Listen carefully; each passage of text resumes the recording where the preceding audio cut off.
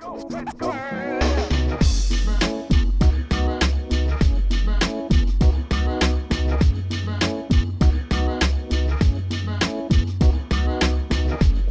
chiamo Pierfrançois Marchiani, ho 19 anni, sono in prima annata di storia e di studi corsi.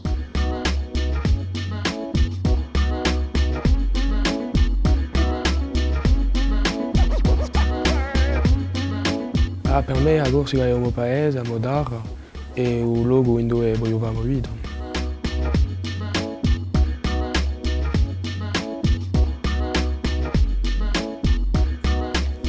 Per me non c'è mica una ricchezza, ma parecchie a livello di topografia, di patrimonio, di cultura, anche di materie prime, così è favorabile la dura.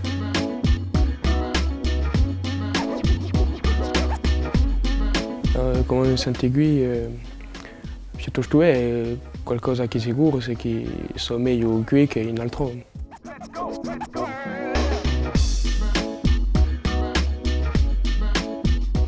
Davanti a strada, davanti a strappata, la cosa che è sicura è che non sono mica abbastanza cose che sono state fatte e il cammino è torna lungo.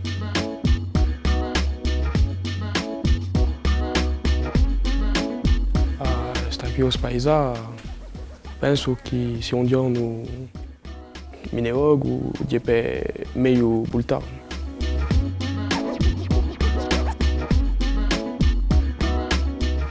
Per me, la bene per me, una somma, qualcosa che è sicuro è che sarà in Corsica.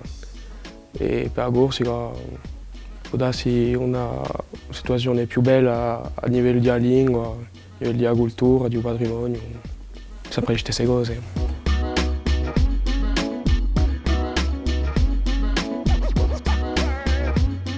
La Corsica in una parola, non c'è parola per descrivere la Corsica per me.